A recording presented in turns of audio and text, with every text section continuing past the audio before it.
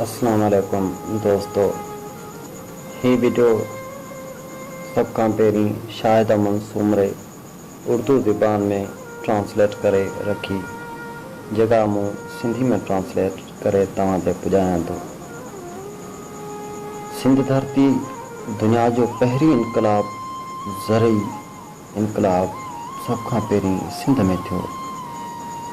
झंगनि में धिका खाइण खां पोइ ॻोठनि ऐं शहरनि जो बुनियादु सभ खां पहिरीं सिंध में विधो वियो।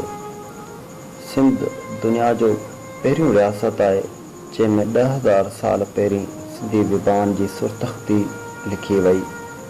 जेका सुरतख़्ती लिखी वई सा अॼु ताईं ॿोलियुनि जा सभु माहिर पढ़ी ऐं सम्झी न आहिनि सघिया। जेके आर्ट ऐं ॿोलियुनि जा फ़न जो पहिरियों ऐं वॾो मिसाल आहे ऐं अॼु ॾींहुं ताईं मोहन जे दड़े में उहे निशान मौजूदु आहिनि।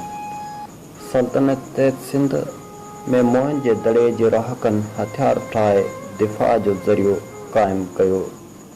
मोहन जे दड़े जी उहा तरक़ी अॼु जदीद दौर जी टेक्नोलॉजी जो बुनियादु आहे। असीं पूरी दुनिया में सनत जो बुनियादु सभ खां पहिरीं सिंध में रखियो वियो। सिंधियुनि सभ खां पहिरीं कपा मां धाॻो ऐं धाॻे मां कपिड़ो ठाहिण जी मशीन अट ठाहे दुनिया जी पहिरीं नंबर सनत सिंध में थियण सबबि सिंध खे इंडस सॾियो वियो ऐं बाद में उहो इंडस्ट्री तौरु लेखियो वियो। दुनिया में सभ खां पहिरीं माप तौर जा औज़ार सिंध मुतारफ़ कराया। उहे औज़ार बाद में सॼी दुनिया में विकिजी मशहूरु थी विया।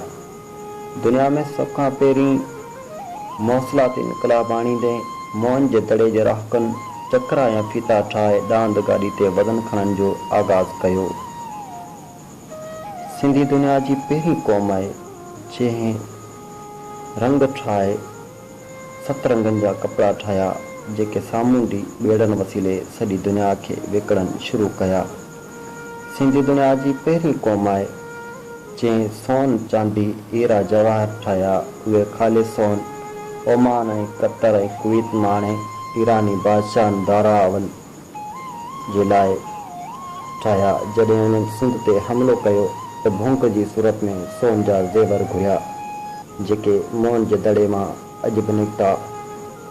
सिंधियुनि 5,000 साल अॻु में मोहन जे दड़े मां सिरूं ठाहे अॾावतनि खे पको ऐं मज़बूत बनायो। सिंधियुनि सुनहरी तहज़ीब जो बुनियादु रखियो, जेको अॻिते हली ॿियनि क़ौमुनि बि अपनायो। 1300 साल क़बल मसीह खां 3500 साल क़बल मसीह ताईं सिंध हिकु ताक़तवर रियासत रही आहे, पर अॼु सिंध पंहिंजी तारीख़ जी बदतर ग़ुलामी जा ॾींहं काटे रही आहे। सिंधी पंहिंजे क़दीम तारीख़ी वतन में बेवस ऐं मजबूर बणियल आहिनि ऐं निकिरंदड़ कुदरती सनतनि खां महरूम आहिनि। सिंधियुनि जी उन ताक़त तहज़ीब सनतनि खां पोइते धिके जाहिल अफ़लास जे ताने हेठि लेखियो वञे थो। सॼी दुनिया पाकिस्तान समेत दुनिया खे अर्ज़ु आहे त महरूम सिंधियुनि जा मौसलाती हक़ ॾिना वञनि। अगरि हुकूमत सिंध ते तोजा ॾे, सिंध फ़न फ़िकर ॾात तात ऐं हुनर ऐं सनत वसीलनि तहज़ीबनि जी सियाहत जो दुनिया लेवल ते पहिरियों नंबर रियासत थी वञी सघे थी। शाहिद अमन सूमरो सां गॾु सनाउल्लाह शेरानी।